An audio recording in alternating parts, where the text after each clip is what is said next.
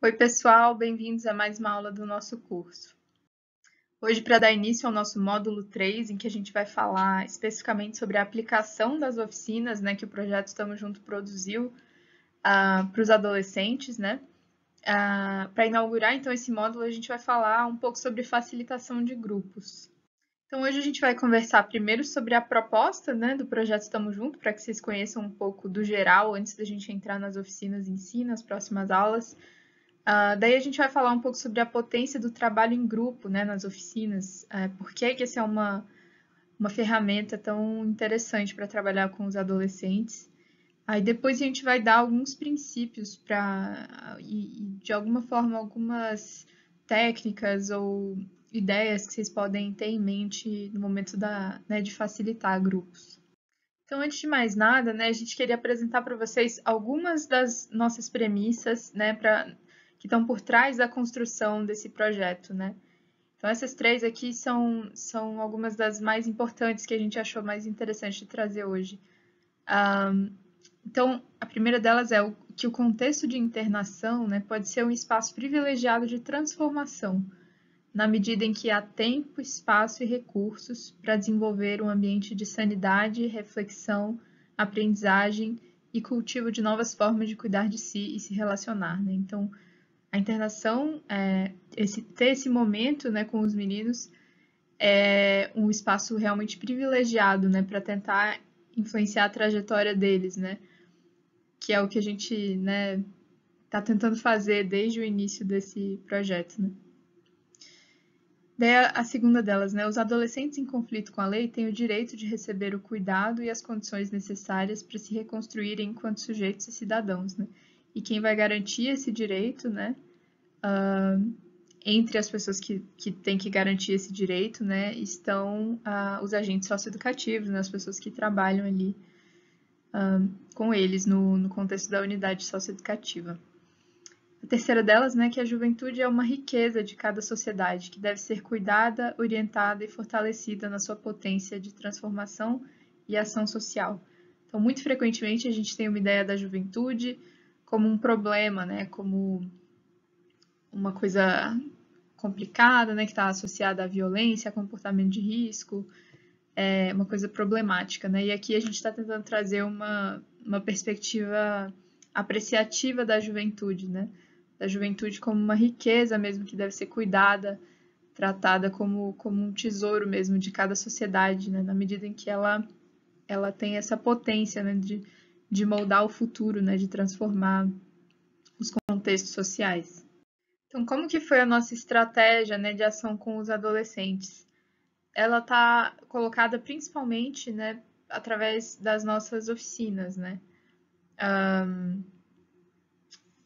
O projeto Estamos Junto construiu, então, uma série de oficinas, que estão distribuídas entre esses 4 eixos, essas 4 temáticas, Então, autonomia, em que a gente discute questões sociais mais amplas, é o eixo que começa, o ciclo de oficinas com os meninos, porque ele é talvez um pouco um preâmbulo para conversar sobre as emoções, uma forma de já começar a tocar questões da trajetória social deles, sem entrar de cara, num tema que pode ser mais sensível, que são as emoções, que é o que a gente tenta fazer, no segundo eixo. Então, a gente começa a falar sobre o nosso mundo interno,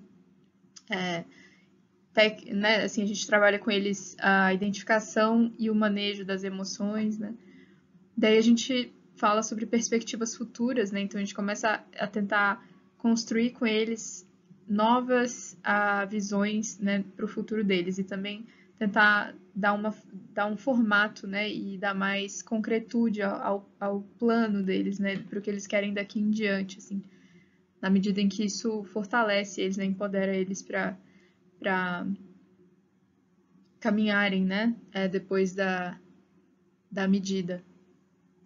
E daí a gente tem o eixo de gerenciamento de riscos, em que a gente fala sobre prevenção de STs, a gente fala sobre uso de álcool e outras drogas, Então, questões relacionadas a risco, a gente trabalha com um pouco uma pegada de redução de danos, E aí esse é o projeto, e a gente vai nas próximas aulas, então, aprofundar em cada uma das oficinas, né, desses eixos.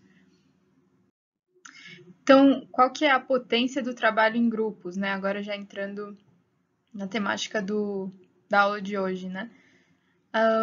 O trabalho em grupo, a gente entende, né, que a condução de uma oficina, né, ou seja, a facilitação, a mediação de um processo de reflexão e aprendizagem em grupo, né, tem essas potências aqui, né? Então, ele oferece suporte e segurança, né, na medida em que ele é um contexto limitado, né, contido, onde a gente pode juntos, né, explorar as temáticas, sabendo, né, concordando. Então a gente, né, sugere, né, que se estabeleça assim um vínculo de um pouco sigilo, né, um pouco respeito ao que for dito ali dentro e, né, como um conteúdo que vai ficar só ali dentro mesmo, né.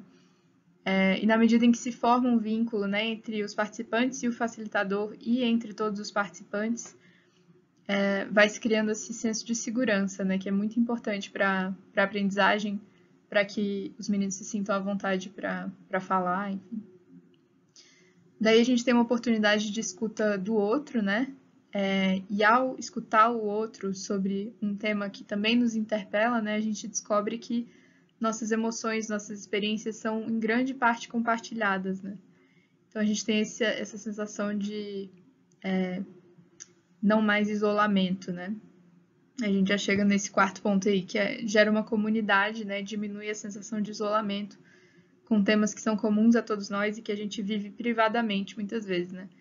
Então, essa eu diria que é a principal potência do trabalho em grupo, né, se reconhecer no outro, ter o outro, né, deixar que o outro se reconheça em você, e desenvolver a partir disso, né, uma reflexão juntos, né. Daí a gente tem a oportunidade de se expressar e ser escutado, né? Então, é comum que a gente escute, né, dos meninos depois, né, depois do percurso de oficinas, que eles nunca tinham dito, né, nunca tinham conversado sobre aquilo, né, que apesar de conviver com aquelas pessoas, com aqueles outros adolescentes, né, há um tempo, e conversar, não existia, né, esse espaço para poder se expressar sobre questões mais profundas, questões mais íntimas, né? E ter a chance de se expressar sempre é marcado por eles, né, como uma experiência importante. E aí, por fim, né, o trabalho em grupo é imprevisível. Então, essa também é uma potência, né, que o grupo consegue conduzir a conversa para onde for mais útil, né, para onde o grupo quiser, assim.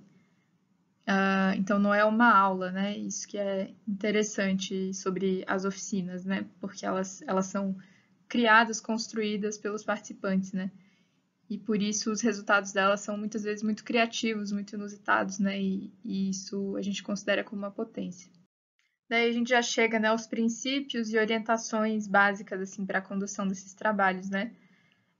Então, primeiro de tudo, construir um espaço seguro, né? Construir a sensação de segurança, né? A gente vê a sensação de segurança é fundamental para que os adolescentes possam confiar uns nos outros e se expressar, né?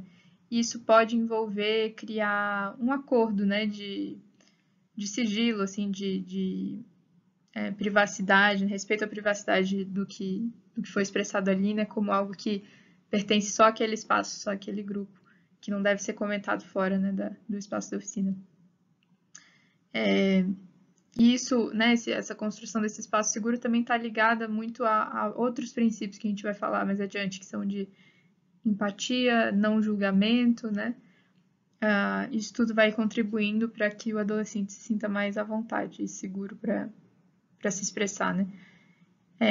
Daí, outro princípio importantíssimo é que o facilitador mantenha o foco, né, no trabalho e nos objetivos do trabalho, né? Então, mantenha o foco no objetivo daquele encontro, né? Porque é fácil se perder, né?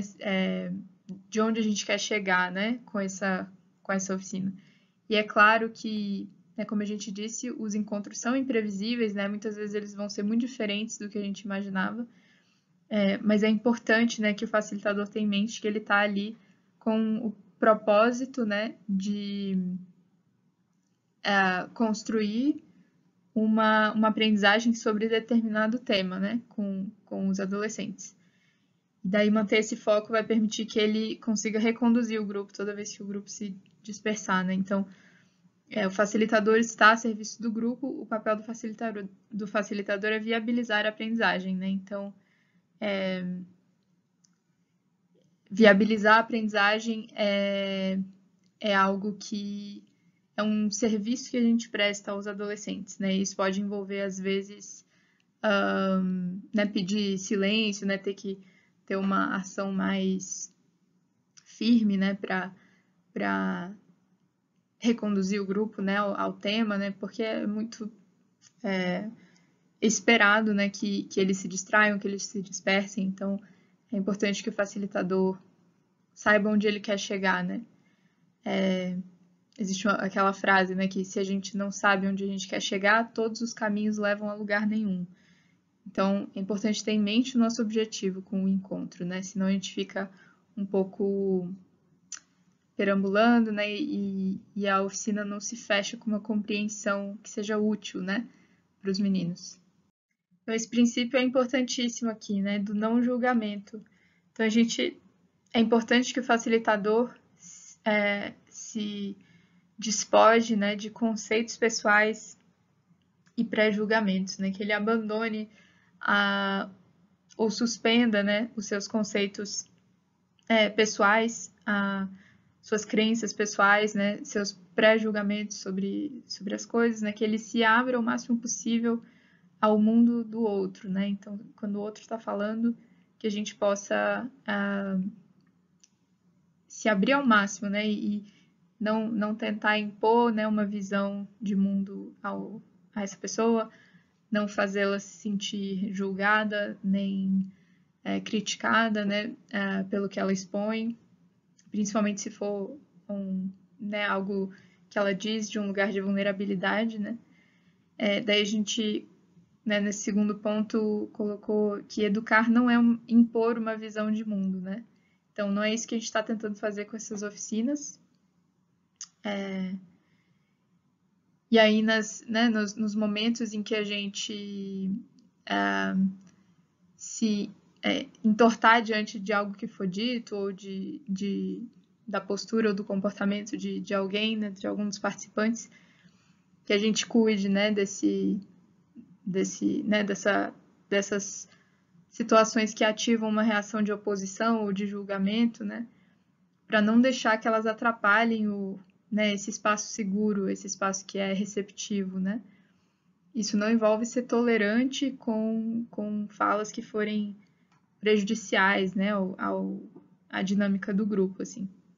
Mas envolve ser receptivo, né, ao que for dito, né,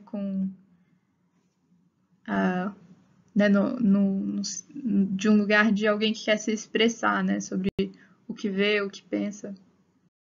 Daí, ligado, né, ao tema do último slide, do não julgamento, né, primeiro a gente se lembra, antecipadamente, a gente já né, procura ter isso em mente, que a gente vai encontrar, conversando com esse público, né, com essas pessoas, mundos muito diferentes dos nossos, né, muitas vezes. Então, a gente vai ouvir coisas que podem nos gerar reações de julgamento, né, ou enfim, de querer impor um senso de certo e errado, querer criticar, querer moralizar, né, o outro. E tudo isso a gente está tentando abandonar aqui nesse momento da oficina, né? Lembrando, né, dos princípios da comunicação não violenta, que esse tipo de postura nunca é benéfica, né, para transformar situações de verdade, né? E daí, associado a isso, a gente tem que manter de novo, né, empatia e compaixão com esse público, né, com cada um deles. Então, a gente tenta manter viva a lembrança de todas as vulnerabilidades desse público, dos adolescentes, né? Então, desde as características da faixa etária mesmo, né, dessa etapa do desenvolvimento que a gente viu lá na aula 1, né, lá na primeira aula, até as vulnerabilidades sociais, econômicas que a gente viu na aula 2, né, até as particularidades das histórias específicas deles, né, que a gente viu na aula 3 sobre a formação do jovem violento, né. Então a gente lembra de tudo isso, né? Isso tudo é importante. Entender o mundo, entender o outro no mundo dele, né? É o que nos gera compaixão, né? É o que nos gera empatia, né? Daí a gente procura ter consciência antecipada, né, das dificuldades que podem advir. Então, advir disso, né, das vulnerabilidades desse público. Dispersão, né, podem ficar super distraídos, pode ser super difícil conduzir, né, uma reflexão, né, juntos. Podem ficar super agitados, podem ficar rebeldes, né, então querer desafiar tudo que você fala, querer se opor a tudo que você fala, enfim.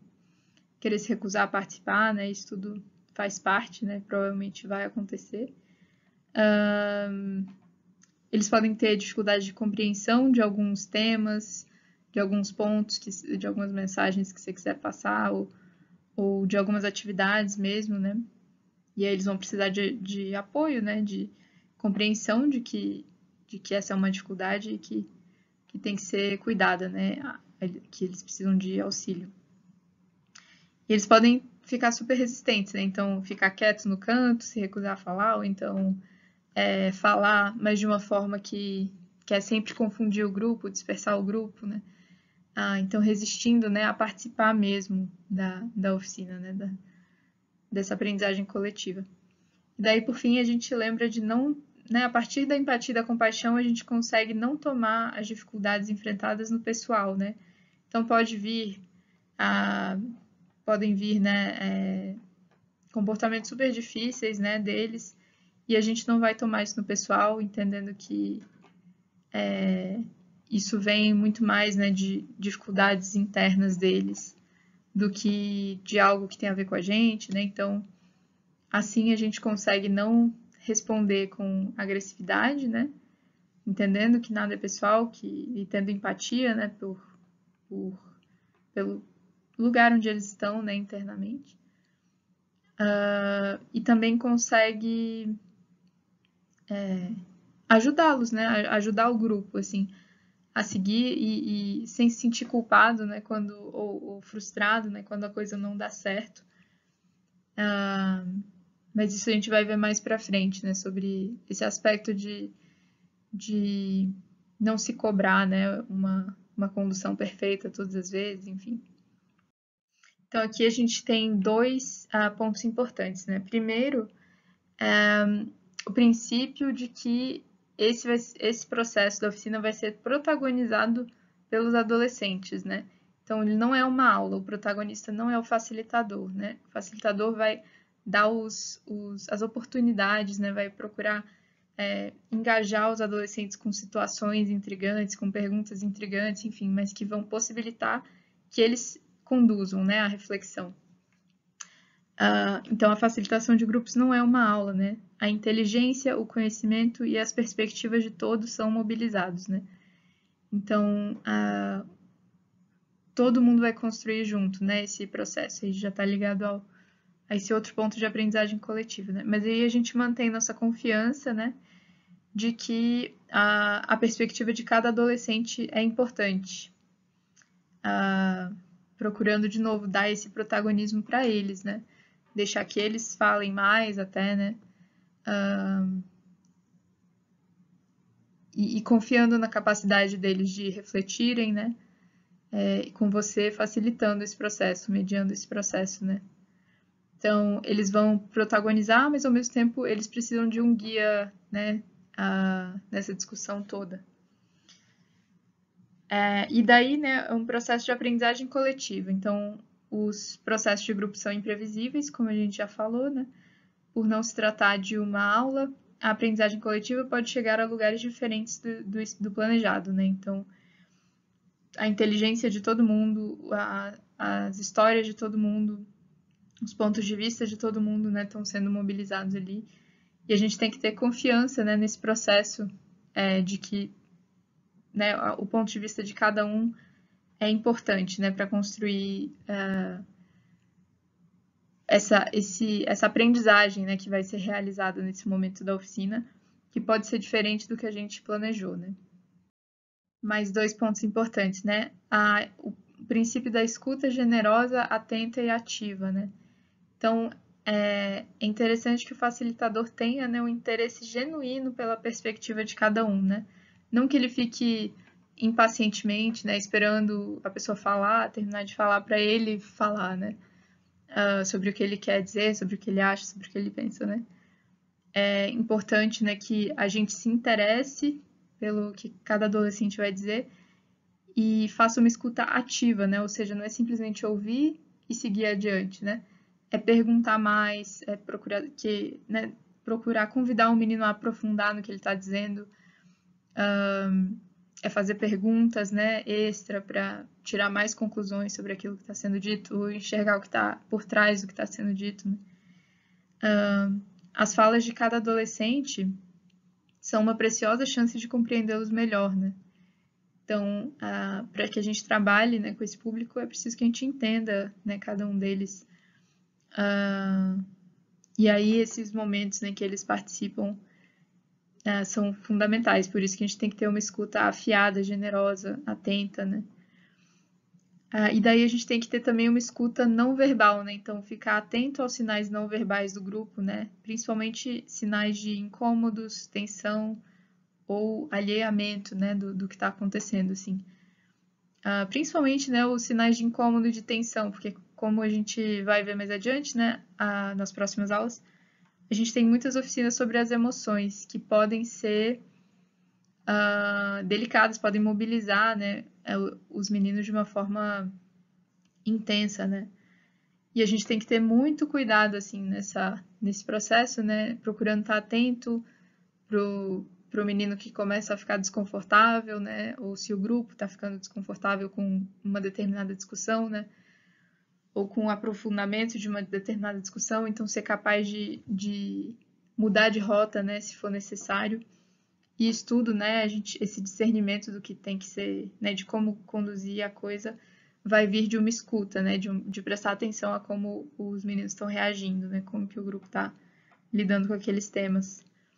E daí é o princípio da participação e da vulnerabilidade do facilitador, né? Então, é importante que toda vez que tiver uma dinâmica, né, que o facilitador não fique só como observador, né? Sempre que ele puder, que ele participe também, né? Então, a gente constrói na primeira oficina um mapa da história de vida de cada um, né? É interessante que o facilitador faça também, né? Porque isso, né, aumenta as chances de entrega dos adolescentes ao processo, né? Na medida em que eles estão recebendo, eles estão se colocando vulneráveis e estão, né, recebendo vulnerabilidade do outro em troca também. Isso, de novo, né, produz aquela sensação de segurança. Então, na medida em que você consegue se entregar, né, eles também vão conseguir se entregar. E possibilita a formação de um ambiente de confiança, né, exatamente porque todos vão se sentindo mais confortáveis de se colocar mais vulneráveis, né. Então, também é interessante que o facilitador seja capaz de reconhecer os papéis que cada um vai ocupando, né, na dinâmica de grupo. Então, no campo dos grupos operativos, né, que é um tipo de método, um tipo de técnica de trabalho em grupo, né, existe essa divisão assim, de alguns dos papéis mais frequentes, né, no grupo, ou seja, em todo grupo, né, de alguma forma, a tendência é que cada um, né, que as pessoas vão assumindo papéis ali, e existe, né, um padrão, assim, para esse tipo de dinâmica de grupo, né, então, um pode ir assumindo o papel de porta-voz, o outro de bode expiatório, o outro de sabotador e o outro de líder, né. Então, falando um pouquinho sobre cada um desses papéis, né, até para que vocês reconheçam quando está acontecendo, né, entendam que isso é normal também, né. O primeiro deles aqui, né, o porta-voz, ele é o membro do grupo que levanta questões ou dúvidas, né, que são relevantes para todo o grupo, né. Então, ele é um porta-voz do que o grupo está pensando, né. Ele consegue antecipar situações, né, e interesses, né, e questões dos demais participantes. Ele consegue manifestar o que o restante do grupo tá sentindo e pensando, né. Ele tem um pouco a coragem, né, de expor as tensões, né, as ansiedades, né, de conseguir verbalizar o que as outras pessoas não estão conseguindo verbalizar e que às vezes o facilitador não está conseguindo perceber, né? Então é um papel muito importante, assim, que deve ser escutado, né, quando ele se pronunciar, assim. Daí a gente tem o bode expiatório, né, que é o membro que o grupo elege, né, assim, para ser uma espécie de quase um saco de pancadas, assim, né, do que tá das tensões, né, internas do grupo, assim. Então, se o tema tá ficando complexo, né, de alguma forma pode acontecer, né, que um dos meninos seja colocado nesse lugar de meio que ser o ponto onde todo mundo vai descarregar suas tensões, né? Então ele pode virar uma espécie de bobo da corte, assim, que né, vai ser um pouco culpado, né, ou né, vai receber ali todas as tensões do grupo. Ele se torna um pouco o culpado, né, pelas situações que são de fato grupais, assim. Então, é importante ter em vista também quando está acontecendo, né. Daí tem o papel do sabotador, né, que é o participante que tenta, né, tirar o grupo do caminho da realização daquela tarefa ou daquela reflexão, né, que tenta um pouco fugir, né, do não enfrentar as dificuldades que estão sendo colocadas, né. Isso pode se manifestar de muitas formas, né, então pode ser o menino que fica fazendo piada, né, pode ser o menino que fica criticando tudo que é dito, né, pode ser o menino que se recusa, né, a participar e que tenta distrair todo mundo, né. Então isso é normal também, né. Isso não é importante ter em mente que isso acontece, né, para a gente entender que isso não é exatamente assim culpa dos meninos, né, quando eles assumem esse lugar, assim, o que ele faz isso por mal, né. É um processo natural às vezes, né, da dinâmica do grupo, assim. E daí a gente tem o líder, né, que é o membro que surge espontaneamente, né, como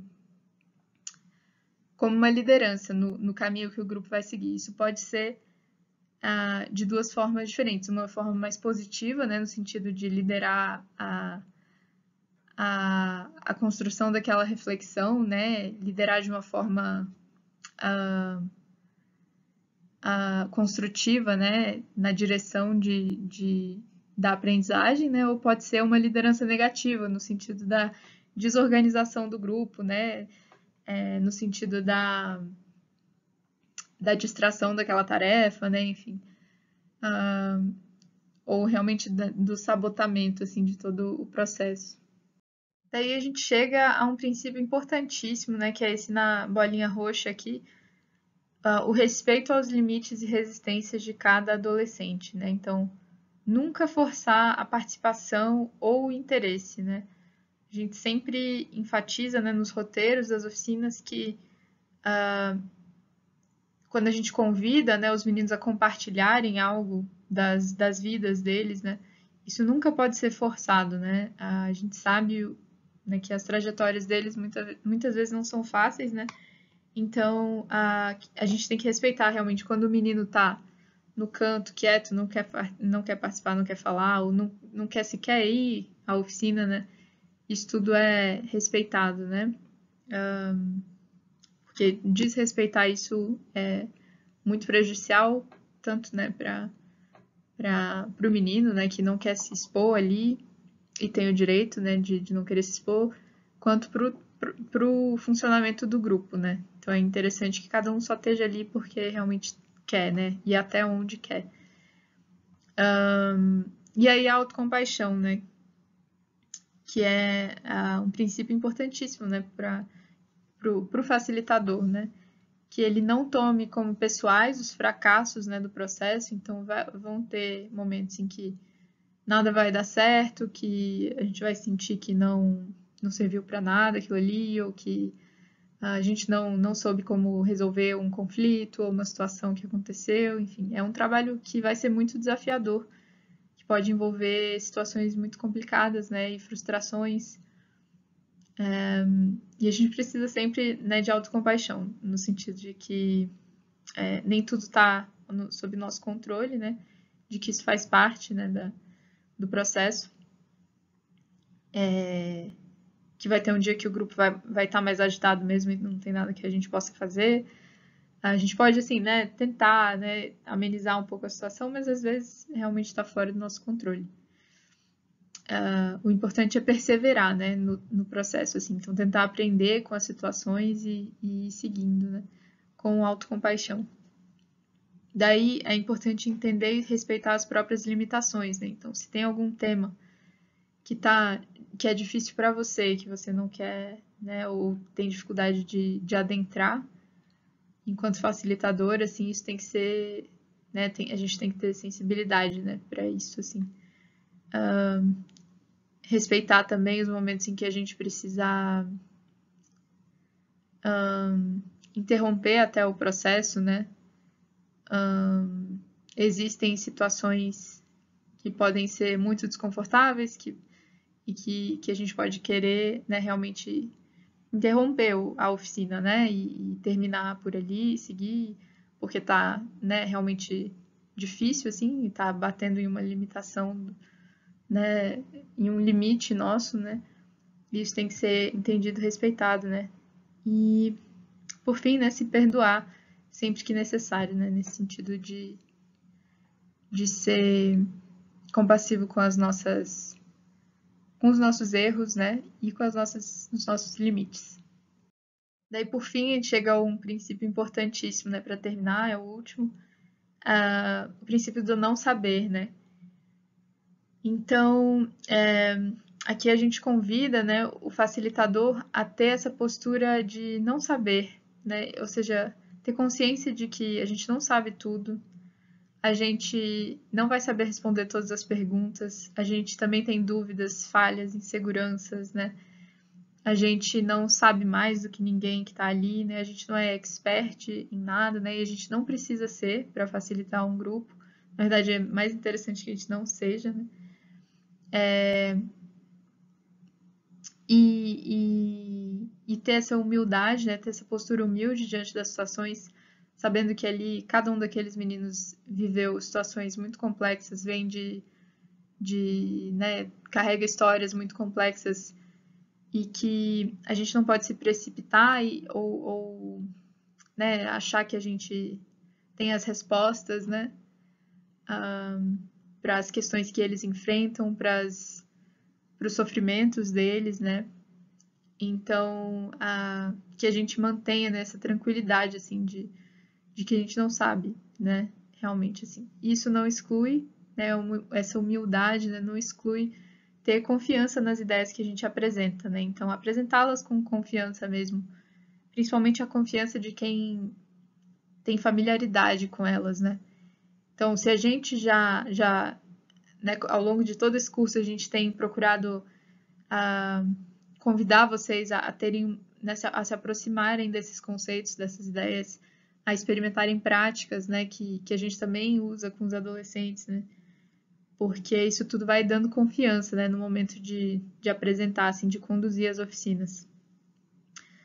E aí, outro benefício do não saber, né, que ao abrir mão da obrigação de ter que saber, a gente se abre para respostas inesperadas, né? Então, se surge uma questão, um conflito, uma dúvida, né? Alguma situação, enfim, que a gente não sabe como lidar, como responder, como reagir, né? Como manejar. E a gente aceita esse lugar de não saber, né? E a gente procura, né, escutar, talvez mais, observar mais, antes de dar uma resposta rápida, né? Instintiva, assim, uma resposta pronta, uma resposta simples, né? Quando a gente se abre para a complexidade, né, do que está acontecendo à nossa volta, podem surgir respostas muito criativas, muito interessantes, muito poderosas, muito inusitadas, né? que nunca surgiriam se a gente tivesse, né, respondido com aquela reação, né, instintiva, assim, nossa, de querer dar uma resposta, de querer encerrar uma questão, né? Então é muito importante que a gente fique confortável, né, nesse lugar da pergunta aberta, né? De não ter resposta, mas de ao mesmo tempo conseguir, né, provocar reflexões, né? Oferecer ideias, né, que podem ou não ser adotadas, né? Esse princípio do não saber é realmente muito importante, assim, na facilitação dos grupos. E para terminar, né, a gente traz essa frase, ou essas duas frases, né, que são muito inspiradoras, pelo menos para mim, né? Nossas ações seguem nossas motivações. O mundo precisa de bons desejos, né? Então aqui a gente traz essa frase com o intuito de enfatizar, né, que o principal é ter um desejo genuíno, né, de servir a esses meninos, né, ao florescimento desses meninos. Então ter essa motivação, né? E a partir dessa motivação, as nossas ações vão ser orientadas, né?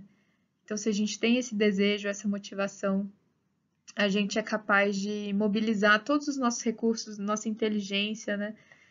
E a nossa compaixão, né, para agir da melhor forma possível, né? E também a gente vai ser capaz de rapidamente aprender com os nossos erros, né? Com as nossas dificuldades, né? E seguir adiante. O importante é manter esse desejo vivo, né? Esse desejo de realmente ser uma presença que socioeduca, né, na vida desses meninos, que apoia, né, o desenvolvimento deles, que apoia o florescimento de cada um deles, né? E a partir disso a gente consegue enfrentar as dificuldades que surgirem, criar estratégias criativas, né? Persistir mesmo quando as coisas estão complicadas, né? Então o importante é manter esse bom desejo vivo. Então é isso, pessoal. Hoje a gente fica por aqui. Nas próximas aulas a gente vai entrar em cada um dos eixos, né? Trabalhando cada uma das oficinas de cada eixo, né? São 4 eixos, vão ter 4 aulas, uma para cada eixo. E aí, nessas aulas, a gente vai um pouco explicar, né, quais são as premissas por trás das oficinas, o que a gente pode fazer, né, para conduzi-la da melhor forma possível, né? Usando, né, adicionando essas ferramentas ao nosso repertório, né, para que a gente tenha cada vez mais, um arsenal cada vez maior de ferramentas para beneficiar esses adolescentes, né? Então a gente se vê lá.